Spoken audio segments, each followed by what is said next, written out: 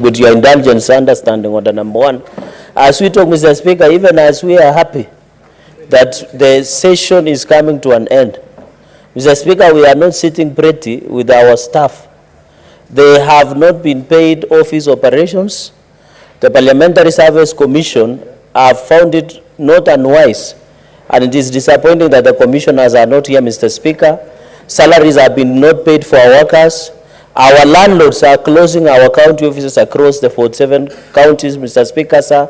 There is no money. Virtually, the service providers want to auction the Senate furniture that has been put in most of our offices, Mr. Speaker. As we talk, even our cars, Mr. Speaker, when we travel to our counties, might be clamped down and auctioned, and we might making phone calls to your office or your personal number to try and intervene, Mr. Speaker. Mr. Speaker, you saw yesterday when the National Assembly boycotted, they have been assured within the close of business today, their money will be in the accounts of CDM, Mr. Speaker. Why are they discriminating against the Senate by the National Treasury, Mr. Speaker? I want to say, even the tomorrow's morning sitting, we shall not come, Mr. Speaker. And in fact, as we talk today, Mr. Speaker, we are going to work out, Mr. Speaker, because we cannot proceed until we resolve this impasse. We are going to cripple the whole business that we, because if there is no money, what business do we have, Mr. Speaker? Mr. Speaker, you know, with the harsh economic times, Mr. Speaker, with the harsh economic times, how can you, these drivers, Mr. Speaker, spend a lot of small money, Mr. Speaker. When they drive us and they're angry, they can drive us out of the roads and cause accidents, Mr. Speaker. Mr. Speaker, even our secretaries, our personal assistant, Mr. Speaker, can you lead us and listen to our cries, Mr. Speaker? This Senate has ever come under attack in the year 2018-2019. And it is you, Speaker, who led us all the way to Milimani High Court when we were filing against non-concurrence of 24 legislation, Mr. Speaker, by the National Assembly. Mr. Speaker, I would have expected the National Assembly to also boycott and be in solidarity with us the way we were in solidarity with them yesterday, Mr. Speaker. But it looks like the small brother, the lower house, will never be in solidarity with the Senate.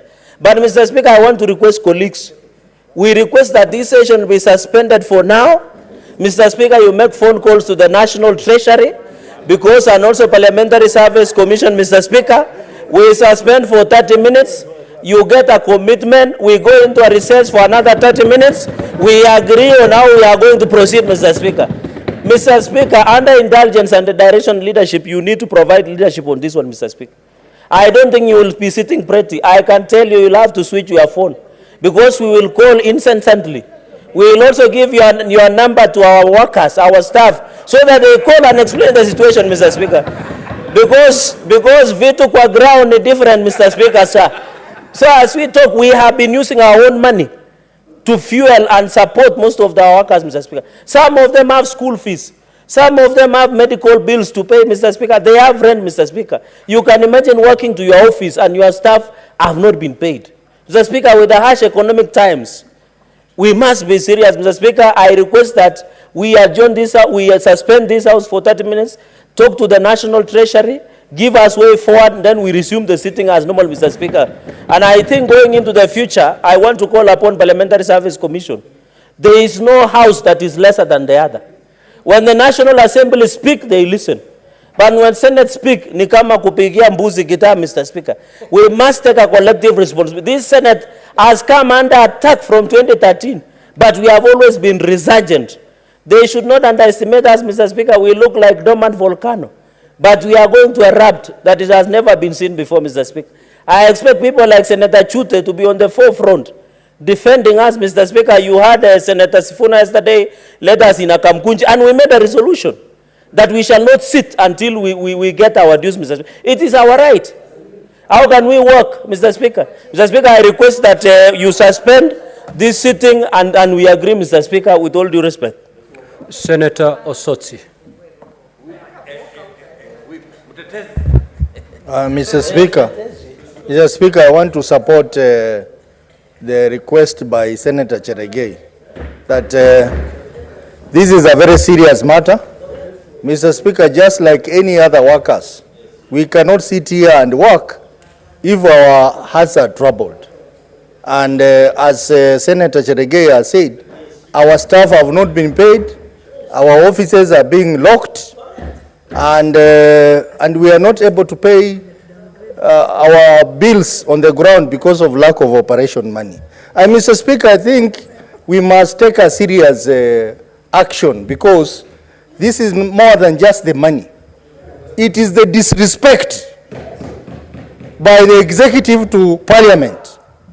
And Mr. Speaker, even yesterday, I was so surprised that a PS... Order, honorable senators. May the senator be heard in silence.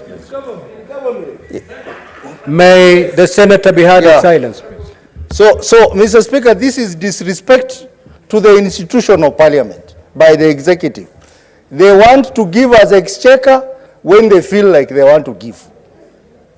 They want to punish us, and this means we will not be able to do our legislative work very well if we are not facilitated. And the Constitution is very clear that the Parliament shall be facilitated. So, Mr. Speaker, I want to agree with my neighbor that we stop this session, suspend this session, you make phone calls. I know the Speaker of the National Assembly did the same, and we have answers before we continue transacting. This kind of disrespect to the Senate and to you, Mr. Speaker, because you are the leader of the third arm of government.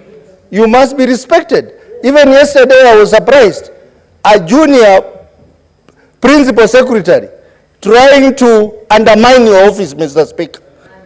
The Speaker has a right to meet any diplomat, and Parliament all over the world represent